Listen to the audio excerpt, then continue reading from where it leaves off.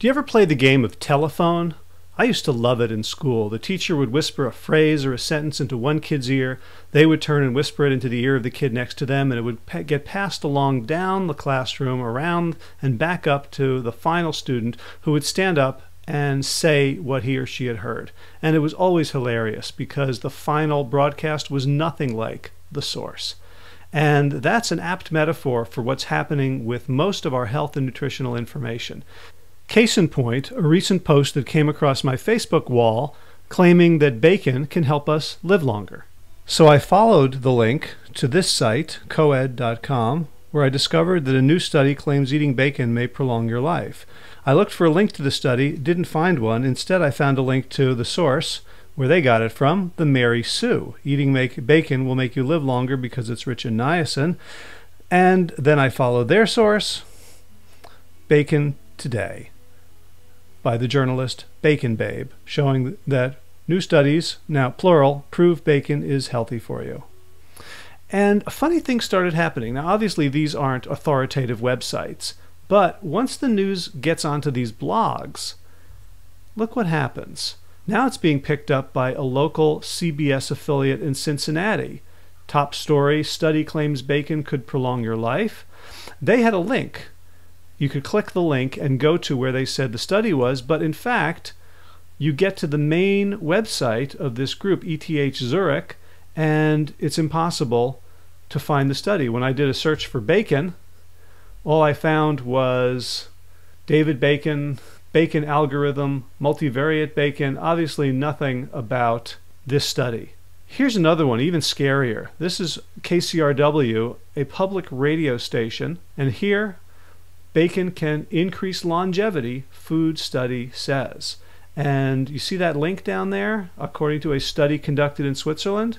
I clicked that link, and here's where it took me. Thepigsite.com.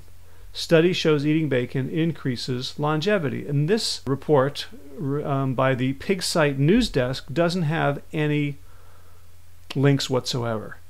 So I've reached a dead end. None of these sites take me to the original research. So I've got to go spend a lot of time Googling, and I look up ETH Switzerland, Professor Michael Risto, who's listed here, energy metabolism, niacin, B3, and finally I come to the ETH Life site that talks about the study. And this is not language you'd expect from a research publication. Niacin, the fountain of youth.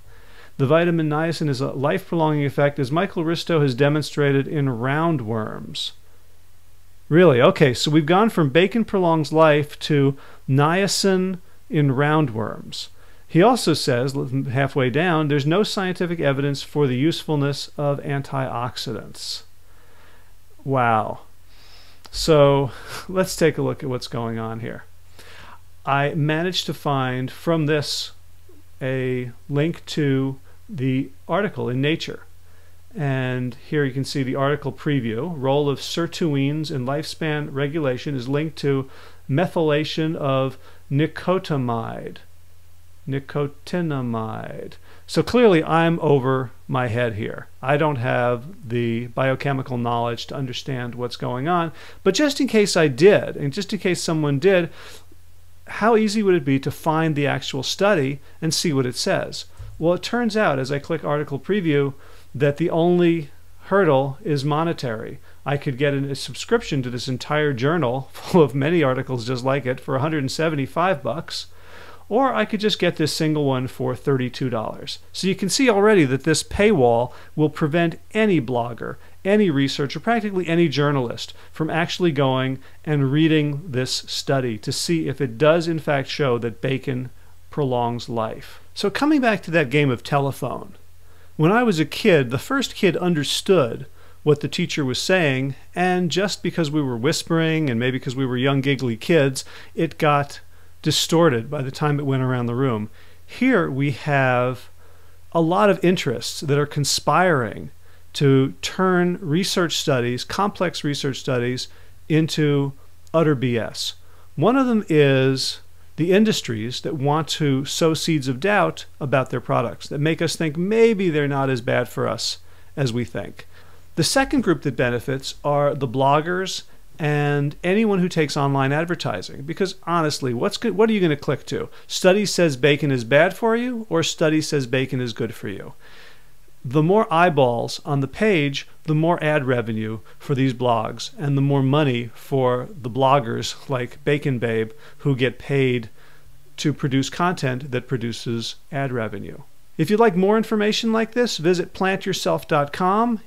I share information that allows you to defend yourself and your loved ones from the health BS that's all around us. You'll get empowered to be healthy on purpose rather than by accident. And if I say so myself, I have some of the most fascinating guests in the world coming on weekly to join me to talk about interesting stuff on the Plant Yourself podcast. That's all from me, Howard Jacobson. Be well, my friends.